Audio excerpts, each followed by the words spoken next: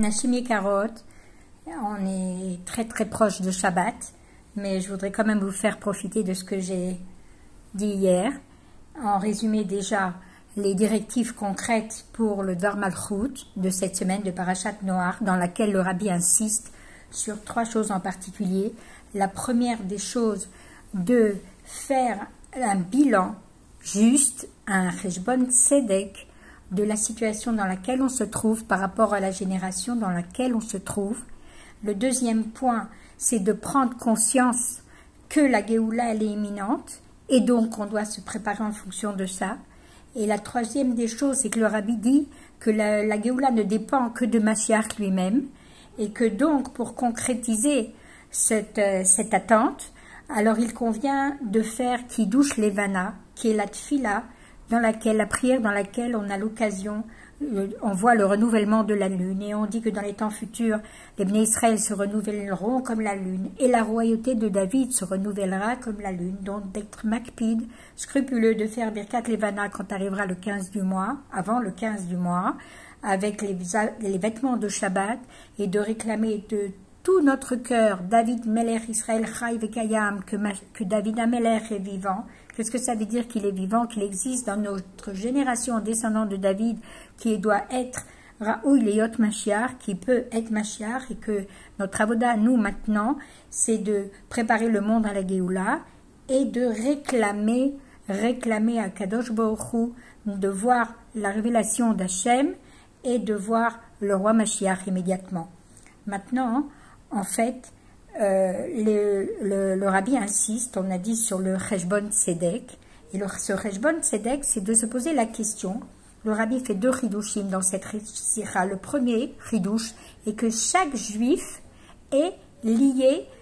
au Cheshbon Klali. Que le Cheshbon Nefesh, le Cheshbon Tzedek, le bilan que chacun fait de sa première semaine qu'il a passée dans le monde, il doit porter non seulement sur où il en est dans son Avodat Hashem, mais où il en est lui par rapport élément du peuple juif dans la génération. C'est là-dessus qu'on doit réfléchir.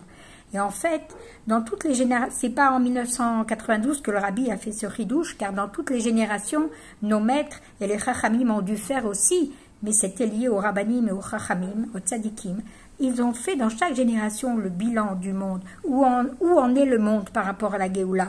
où en est le Ham Israël par rapport à la délivrance. Et même dans cette sira du Dvar Malchut, le Rabbi rappelle que même depuis la génération du Rabbi précédent, qui est déjà plus proche de nous dans le temps, ce bilan a été fait par le Rabbi, et que la maskana, la conclusion, est que la Géoula doit venir immédiatement, au point qu'il a dit qu'on est déjà prêt, qu'on a mis les vêtements pour accueillir Mashiach, qu'on frotte les boutons, etc. Mais le chidouche que le Rabbi ramène ici, c'est que, et qu'il le ramène dans la sira de Hoshana Rabbah 1992, juste avant cette sira de Noach, il dit que par le fait que le Rabbi précédent nous a dit qu'on était prêt à la Géoula pour notre génération, et par le fait que la conclusion, c'est que la Géoula doit venir immédiatement, et si le Rabbi rapporte ces paroles, et que le Rabbi précédent s'est donné l'appel de diffuser ces paroles, en même temps, puisque c'est le chef de la génération, il nous donne des forces pour que chacun de nous, chacun de nous peut et doit être comme le Rabbi. Ça veut dire quoi, comme le Rabbi? Chacun de nous peut et doit être comme Mashiach, c'est-à-dire que lui, chacun reçoit la force à partir de maintenant de faire le bilan du monde par rapport à la Géoula. Et mais ça ne suffit pas de faire. Donc ça ne suffit pas de faire son bilan personnel, où j'en suis moi encore, qu'est-ce que j'ai encore à réparer, mais dans le côté positif, parce qu'on a déjà fait toute cette avoda Yom Kippour. Ce qu'il faut maintenant, c'est se poser la question, moi aussi, où en est le monde, où en est le Ham Israël, où en est le travail de préparation du monde à la Géoula, et moi, qu'est-ce que je fais pour rapprocher la Géoula,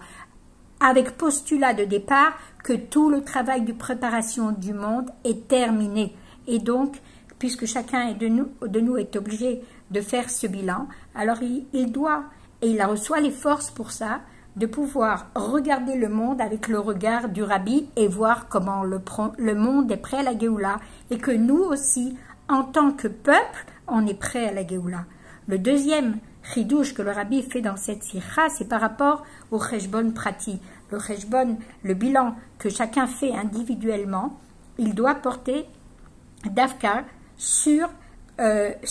comment je combine ces deux éléments. Et le bilan du monde, que le monde est prêt à la Géoula, et moi, dans mon bilan, où j'en suis. C'est là-dessus qu'il faut méditer et ce qu'on vient de dire. Et le Rabbi rappelle dans la Sira que En Adavar Taloui Ela B'Mashiach Atzmo, que la Géoula ne dépend que de Mashiach lui-même. Mais c'est un fait donc qui ne dépend pas de nous individuellement. Et si le Rabbi ici, il est Mechadesh, il fait un chidouche et il nous réclame, il nous exige entre autres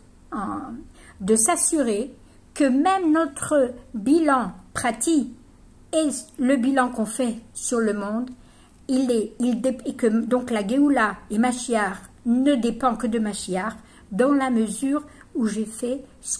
qu'il faut. Et que le Rabbi précise que mon bilan personnel, même si je vois que j'ai encore des choses que je n'ai pas réparées, ce sont des choses superficielles, des petites choses qui ne font pas entrave au processus de la Géoula. Et au contraire, puisqu'on sait que Mashiach peut se dévoiler à chaque instant, eh bien, notre bilan personnel, il se fait dans la joie et permet de nous élever et nous rapprocher de la Géoula. Et donc, cette sira et ces bilans, ce Cheshbon Nefesh que le Rabbi nous demande de mettre en pratique dès ce Shabbat, qui n'est pas contradictoire avec Shabbat, puisque c'est pas un bilan de Cheshbon Nefesh avec amertume, mais qu'au contraire, on est en train de réfléchir encore aux petits détails que je n'ai pas encore fait pour être prêt à la Géoula, et surtout prendre Achlata Leaba, prendre la bonne décision pour le futur, de se dire qu'à partir de maintenant, je vais, dans ma vie de tous les jours, me tenir et me comporter comme si à chaque instant Mashiach se dévoile, comme si la Géoula est là, et qu'on n'aimerait pas recevoir Shabbat, on n'aimerait pas recevoir Melech HaMashiach, de la même manière que quand on reçoit Shabbat, on met ses plus beaux vêtements, on n'aimerait pas recevoir Melech HaMashiach avec les vêtements qui ne conviennent pas, et on voudrait être prêt avec les plus beaux vêtements qui font référence aux vêtements de l'âme, qui sont la pensée, la parole et l'action. Et en fait, le Rabbi termine cette sira en proclamant Hachem ou à Elohim. On veut voir le dévoilement d'Akadosh Baruch Hu dans le monde qui cache la divinité. Et 7 fois le Rabbi l'a crié, il a répété Hachem ou à Elohim comme à la sortie de Yom Kippour. Et de là, on voit que tout le bilan dont parle le Rabbi,